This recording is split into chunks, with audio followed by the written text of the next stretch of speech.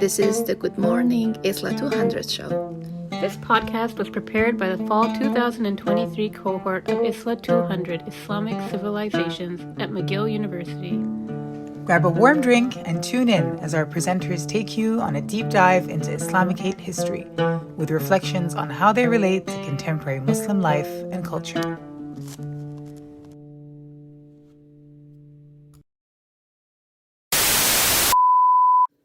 Hello, everybody, and welcome to our ISLA 200 podcast.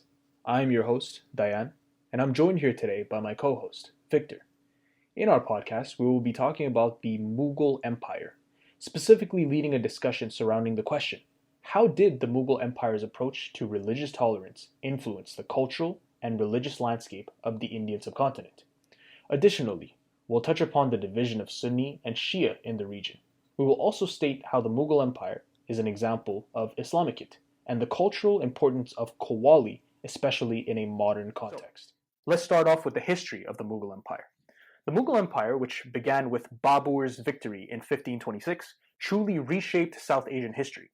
Imagine this: a descendant of legends like Timur and Genghis Khan, Babur steps into India, overthrows the Delhi Sultanate at the Battle of Panipat, and thus the Mughal era begins. What followed was a period of remarkable expansion and cultural richness, especially under Akbar, who ruled from 1556 to 1605. He wasn't just a conqueror, he was a visionary who embraced religious tolerance and nurtured the arts, leaving a legacy that will resonate with us to this day. Okay, that sounds incredibly interesting. What happens next? So then came Jahangir and Shah Jahan. Shah Jahan etching his name in history with stunning Taj Mahal. But when Aurangzeb took the throne, things started to shift. His reign saw the empire reach its largest size, but his strict policies sowed the seeds of discontent. After Aurangzeb, it was in a slow and steady decline. The formidable empire found itself grappling with internal conflicts and external challenges from rising regional powers. By the 18th century, the mighty empire was just a shadow of its former self, holding into a small region around Delhi. And from what I understand, in 1857, Indian rebellion marked the end of an era. The last Mughal emperor was dethroned, and with that, the British took over, ushering in a new chapter in Indian history. But even as the empire faded into history, its influence really didn't. From the grandeur of the Taj Mahal to the intricate blends of cultures in its administration, the Mughal Empire's legacy lives on, a testament to a time of unparalleled splendor in the Indian subcontinent. Let's specifically now focus on how the Mughal Empire was an example of Islamicate during the time. Daiyan, do you think that the Islamic influences within the Mughal Empire were quite diverse, right? Absolutely, Victor. The blend of Islamic practices with indigenous traditions is fascinating. Babur's approach with religious tolerance was a starting point, allowing Hindu temples while also implementing the jizya tax, a tax that was specifically against non-Muslims. Akbar, however, revolutionized the narrative, fostering syncretism and cultural blending. His policies completely reshaped the empire, creating this unique fusion of Islamic and Hindu elements. Absolutely. The architecture, especially monuments like the Taj Mahal, reflects his beauty and blend. Very true. And those mosques and Sufi shrines that were built around the empire served not just as religious centers for those groups, but were also large hubs for learning and communal gatherings. Exactly. And on Akbar's end, during his era, he was marked by this incredible syncretism that defined the Mughal culture. That is very true, yet Aurangzeb's rigid imposition of Sharia law completely changed the landscape of the Mughal Empire. I agree. His stringent policies sparked discontent amongst many people, leading to rebellions and eventually the fragmentation of the empire. It's very interesting to see how the different cultures played into how Islamicate the empire was, and how that influence shaped governance and society within the empire. I totally agree with you, Victor. The Mughal Empire's legacy is this intricate tapestry of Islamic and indigenous cultures woven into governance, art, and societal norms. A true testament to the complexities of religious pluralism and cultural amalgamation that took place within the empire. Indeed, it's a vivid portrayal of how Islamic influences permeated every facet of life within the empire. The Mughal Empire's story truly embodies that intricate interplay of Islam with the diverse cultural landscape that was already there in India when the empire took prominence. Exactly, Victor. It's a captivating chapter in history that unravels the nuances of Islamic society within the Mughal era. So, let's move on now. Today, we are honored to have a distinguished expert, Khadijatu, with us to delve deep into the Sunni-Shia divide and its profound impact on the Indian subcontinent. Thank you so much, Daiyan. I'm delighted to be here and engage in a thoughtful exploration of these historical complexities with you. So let's kick things off by revisiting the roots of Shiism. So Gregory Kaz, a professor of the Middle East politics, pointed out that the Shia sect, believed in keeping leadership within the family of the Prophet. So this is what essentially laid the groundwork for the Sunni-Shia split within Islamic history, with Sunnis advocating for leadership based on the community elite consensus, whereas Shia, they mostly wanted the leadership to remain within the bloodline of the Prophet Muhammad. Khadijatu, as we navigate through history, we find that this split wasn't confined to theology. It had tangible impacts on the corridors of power in the Mughal Empire, especially during the reign of Aurangzeb. Can you shed more light on the historical context of that period? Absolutely, Daiyan. So first off, we have to understand that the tensions between both Sunni and Shia elites during the Mughal era were palpable. So even though they were known for their secular statecraft. So Aurangzeb's reign, in particular, added a layer of complexity to these specific dynamics. So for instance, in the 16th Empire, we see the emergence of Shia phobia. So with figures like Mirza Haider Dughlat leading campaigns against unnecessary taqiyya among the Shias. For those who are not familiar with what taqiyya means, it means the idea of not dissimulating the fact that one is Shia to maybe a non-Shia person, meaning that they can keep that part of their identity to themselves to keep them out of harm's way. So if you feel like someone knowing that you are Shia would cause some type of stringent danger to your life, they believe that they can keep that information for themselves, essentially dissimulating themselves.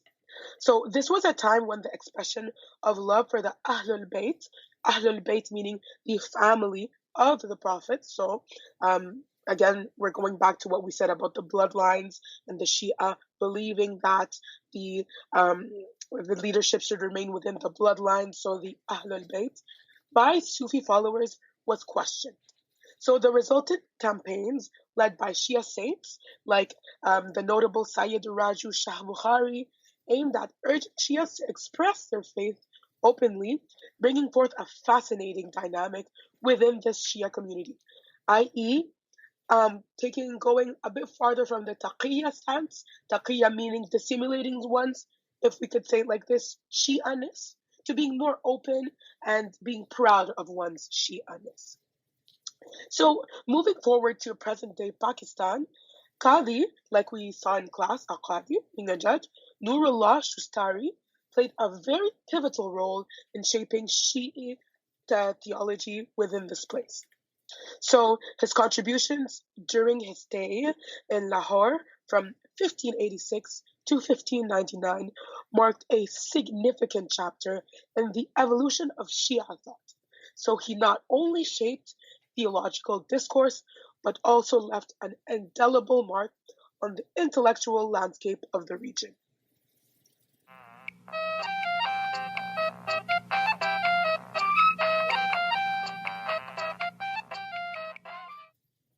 Now let's delve into the darker side, the rise of anti-Shia sentiment. Sheikh Ahmad Sirhindi, also known as Rad-e Rawafiz, justified the slaughter of Shias. Khadijatu, based on the historical context we've explored, can you share more insights into this disturbing aspect? Certainly. So my very esteemed colleague Daiyan. So I think there's just a little mix up, and it's complete. People do sometimes mix his magnum opus, so his work, with his name, but his title, like his work, was called Rad-e Rawafiz. So that was the title of the compendium. So certainly, despite the Mughals' secular policies maintaining peace in the 16th century, instances of anti-Shia literature like Minhaj al-Din and Rad al-Rawafi, these big important texts, emerged as exceptions. So the 16th century witnessed a very unique phenomenon, and Shia phobia among some. So like Mizra Haider Douglat, who questioned the expressions for the love of Ahlul Bayt by the Sufi followers, like we mentioned before. So this, like going back to what we said before, made sure that the same notable people that the Shias would look up to tried to counter this by not letting the Shias, for instance, try to dissimulate their faith and be ashamed or scared to affirm their Shia identity. Rather, once again, they want them here to be proud and to not dissimulate their affinity with the Shia. So, yeah. Awesome. So, to gain further insights into the historical persecution of Shias, let's turn to Kashmir's tragic history. The one that I'm speaking of specifically is the Taraj-e-Shia campaigns. Khadijatu, can you elaborate on the campaigns and the violence orchestrated by Sunni clergy and militias during that time? Perfect. So in the midst of this turbulence, Mir Shamsuddin, the Iraqi, played a crucial role in introducing Shi'ism in Kashmir within the 15th century. So fast forward to Aurangzeb's era, his religiosity marked a significant shift in the Mughal statecraft, discriminating against religions and sects. So the Taraj Shia campaigns between 1548 and 1872 depict a very gruesome saga of plunder, violence, and destruction orchestrated by Sunni clergy and militias. So these campaigns, 10 in total, I know a very huge number, stand as a tragic chapter in Kashmir's history, revealing the depths of sectarian strife during that unfortunate period.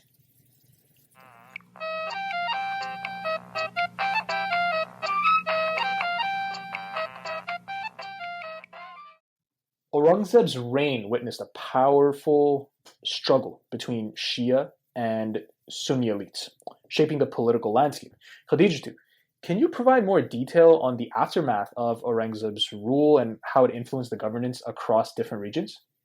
Of course, Diane. So after Aurangzeb's death, a kind of tug of war unfolded within the Mughal Empire. So Bengal and Awadh fell under Shia rule, while Deccan, Ruhal Khan, and Kashmir, other parts of this South Asian part of the world, were governed by Sunni elites. So this specific period marked a very significant sectarian shift in terms of power dynamics.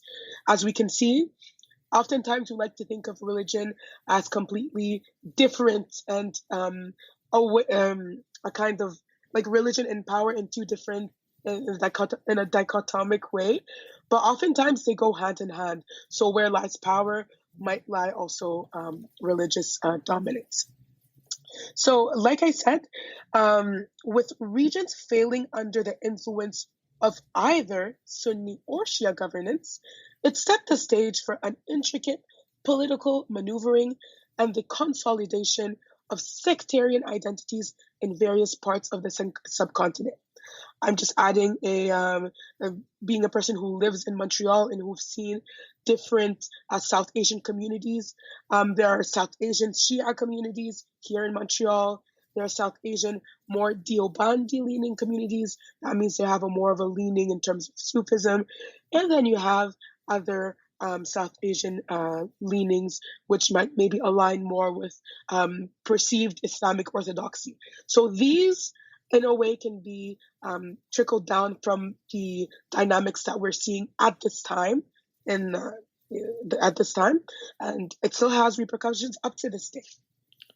Khadija, that's very good, very eye-opening, actually. I learned a lot. But let's switch gears for a second. So let's talk about Shah Waliullah, a Sunni cleric who contributed to the ongoing Sunni-Shia polemics. His letters even advocated strict measures against public religious ceremonies practiced by Hindus. How did his influence impact the narrative during that time? Well, it's why he's actually one of the people I researched the most about, so I'm very happy that you brought about this question. So, Shah Waliullah's influence was indeed profound, Diane.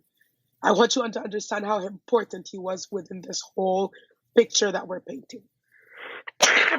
Sorry, it's the flu season for everyone. No worries. So, he not only engaged in Sunni Shia polemics, but also extended his theological arguments to address practices beyond Islam. So we see a lot of times that Islamic clerics will try to stay within the confines of Islam, and in popular slang, you would say you would mind the business that pays you. In this case, Shah Waliullah decided to step over Islam, not in a negative way, but step beyond his territory and also go in other, in terms of like the Hindus. So his advocacy for strict measures against public religious ceremonies practiced by Hindus reflects the broader socio-religious context of that specific time. So this period witnessed a confluence of theological debates, sectarian tensions, and a broader discussion on religious practices that shaped greatly the narrative of religious coexistence and conflict in the subcontinent, bringing it up to what we can see today. I'm sure you also catch up with news in terms of South Asia. You can see that up until today there is some type of strife, and it's not, let's say, all roses in terms of the South Asian continent in terms of peaceful cohabitation in terms of religions.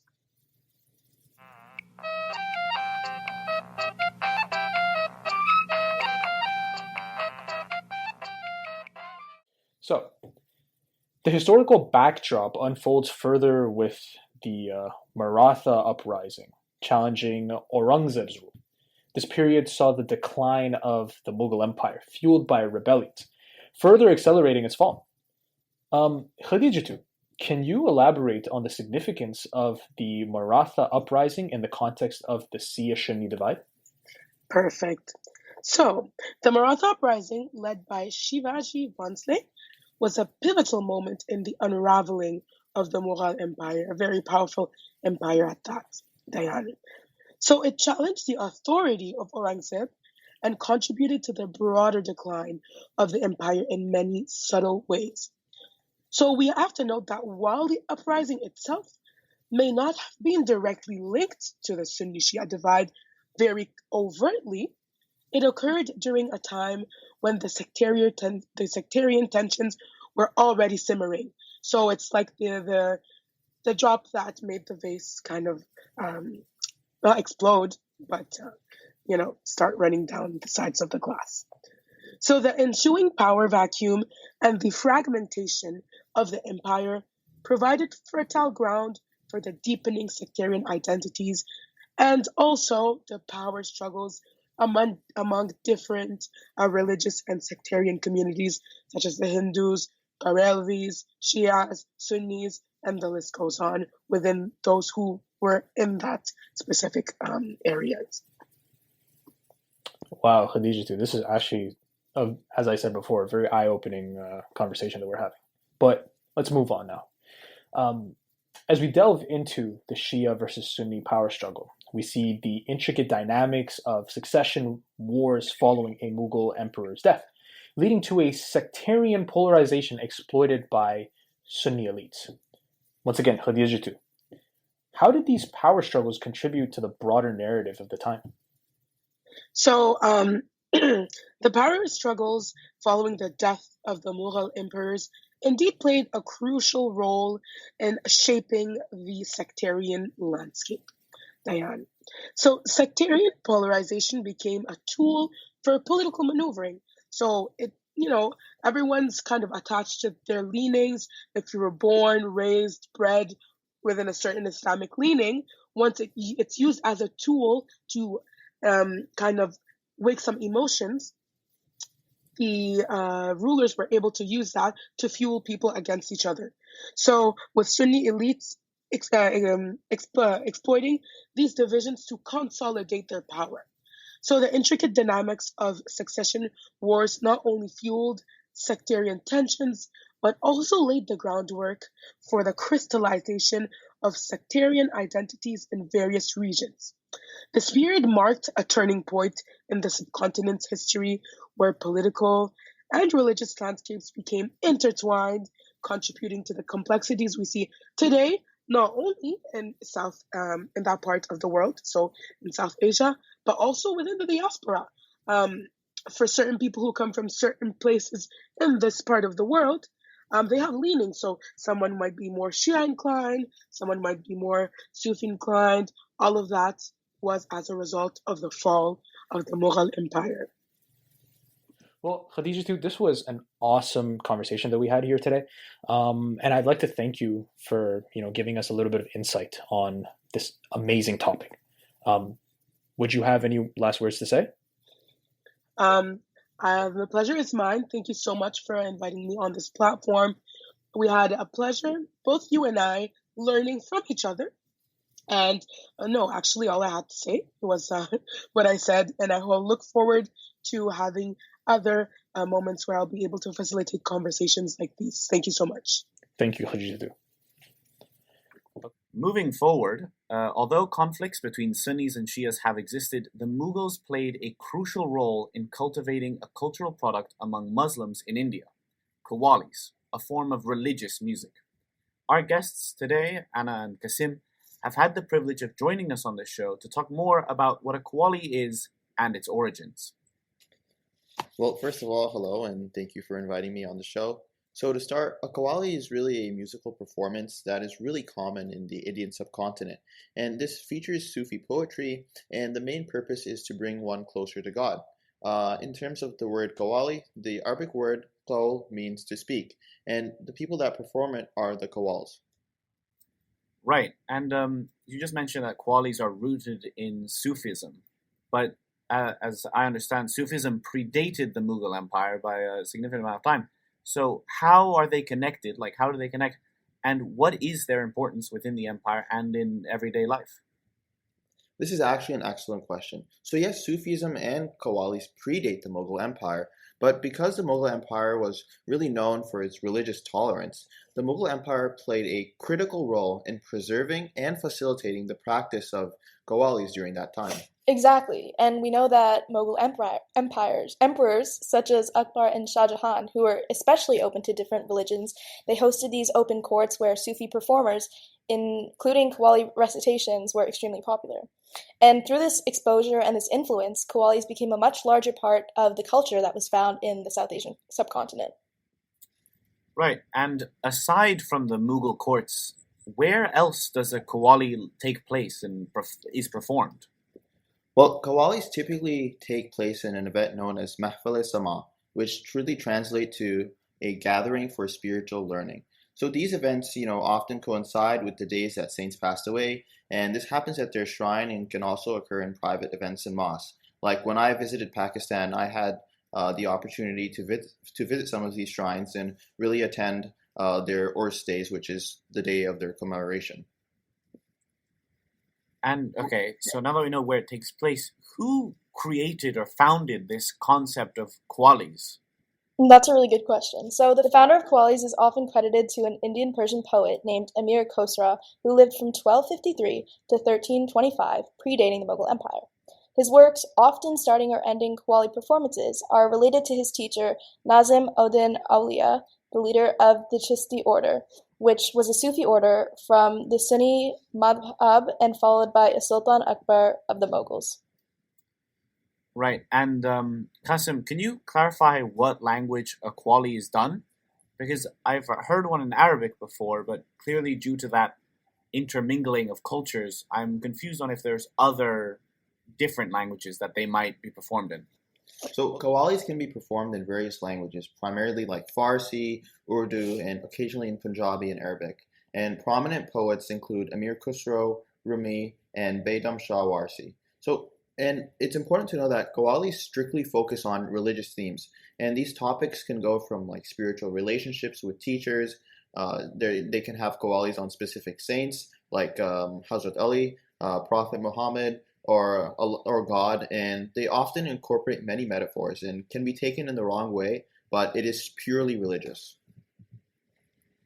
And another question, you said that the creation of it started with a poet. So I was wondering, are instruments used in the performance of this type of music, or is it strictly a vocal performance? So qawwalis are really based on the instruments, and this helps in really attracting the audience to come and listen and really learn. And so the two main instruments are the harmonium and the drums. So the harmonium is kind of like a keyboard instrument. Think of it as more of like an Indian type of piano. So it provides melodic support, and the drum, which is often a tabla, it adds rhythm and like intensity to the performance. And the interaction between the qawwals and these instruments, along with the call and response structure, they help to really create like this type of dynamic and really an engaging musical experience. And it's really cool to know that the harmonium's versatility allows for expressive renditions of the poetry, enhancing the spiritual connection for both the performers and the audiences. Like when I went to many qawwali performances and I would sit down, I would really feel immersed because the music going together, as well as the speakers' voices and trying to try different tunes, it all just blended well and was a very good experience. Okay, yeah, no, that makes sense. And I'm now wondering, you mentioned qawwali using a tabla. And that kind of like emphasizes the spiritual connection and the importance of the qawwali. Did it also impact its popularity, and was it related to its origin in South Asia? Yeah, well, that's a really good question. So, as we mentioned before, that the history of qawwalis go quite far back. But that has not stopped it from being extremely popular today. I mean, like Qasim mentioned, when he was in Pakistan, he's gone to these qawwali nights and qawwali concerts, and these are probably one of the most prominent current impacts of qawwalis on societies today. Yeah, no, I think I've heard of those, and I might have gone to one. I don't exactly remember. But can you please explain more about what a qawwali night and a qawwali concert is? So definitely.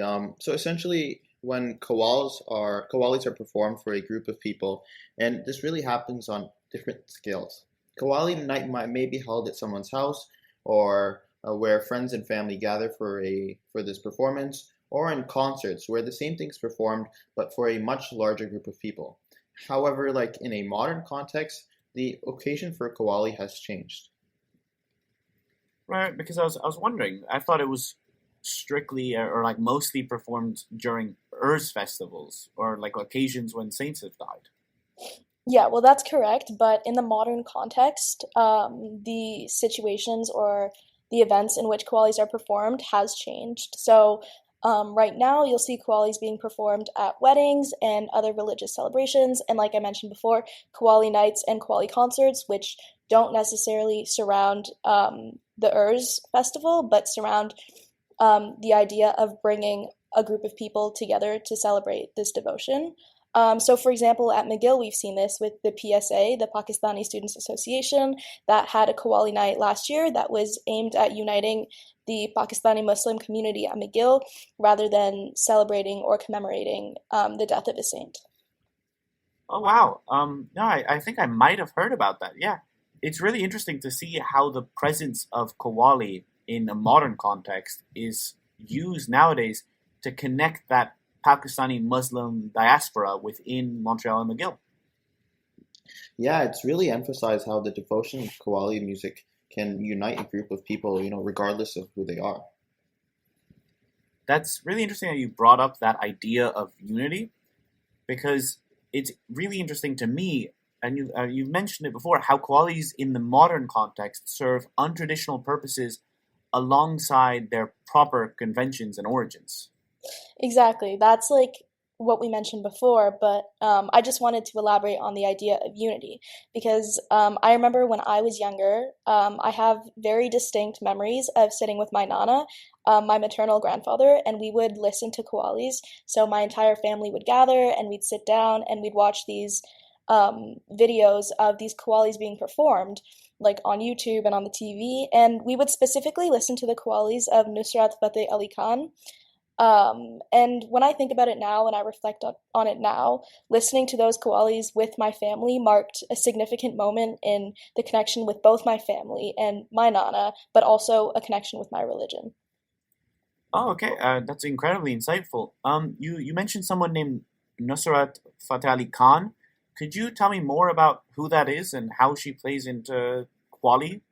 Yeah, of course. So I'm actually a huge fan of Nusrat Fateh Ali Khan. I grew up with a lot of his music, not just his qawwalis, but he's done a lot of other music. But he was born in Pakistan, and he's said to be one of the greatest qawwali performers in the 20th century. So he was born in 1948, and his presence has been extremely strong in the last semi-century.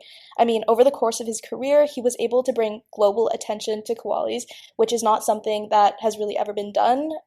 He toured Europe and North America, which kind of brought the popularity over to the West. And one of the most famous qawwalis sung by Nusrat Fateh Ali Khan is Dama Dam Mast Qalandar, which I would like to listen to a clip from.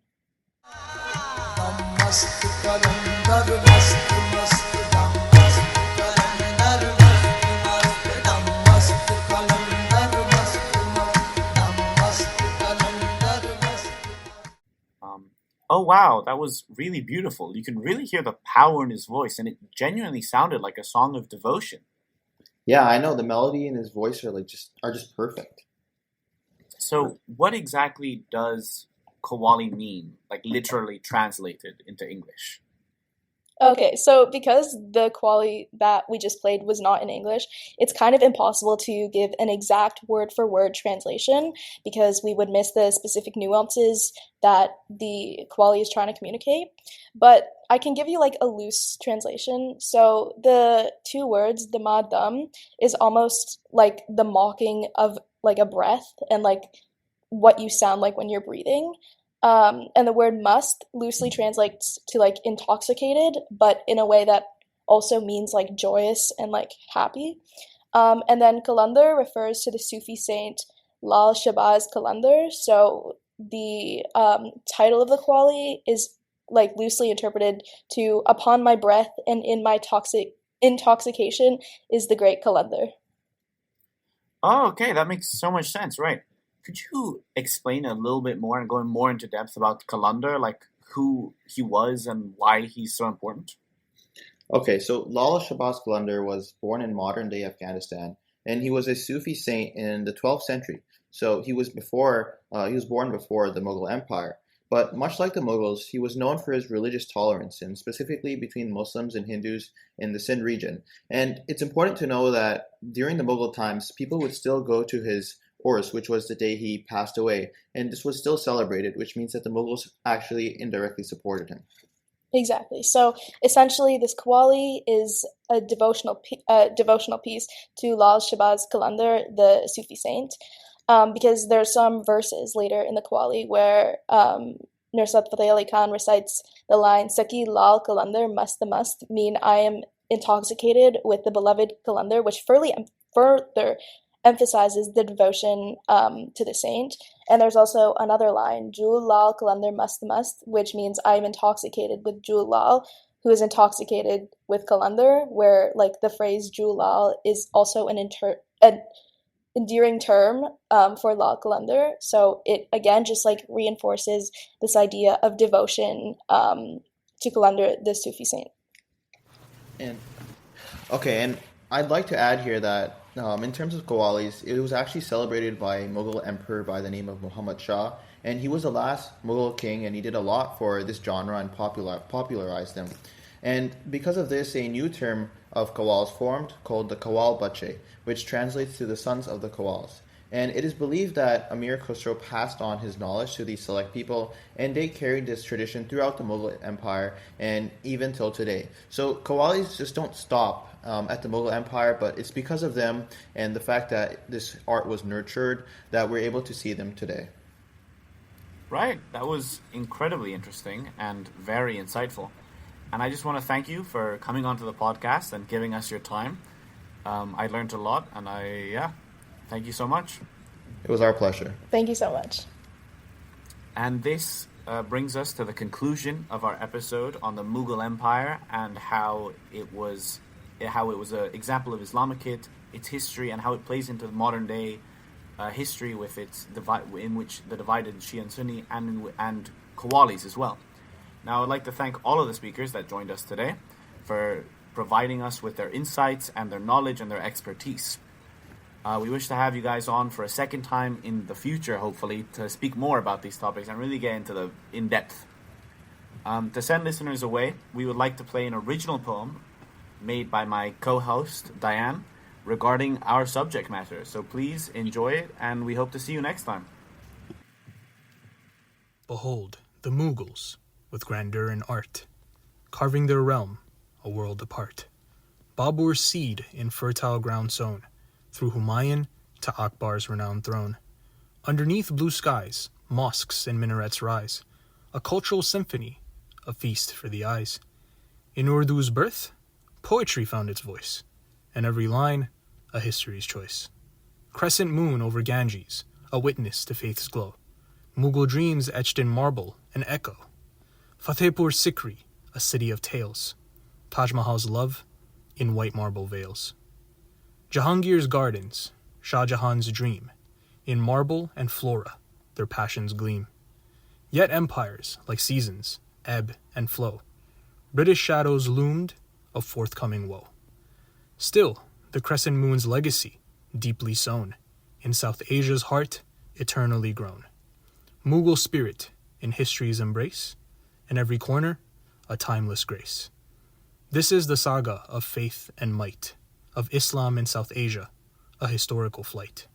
A journey through time, vast and deep, in every moment, memories to keep.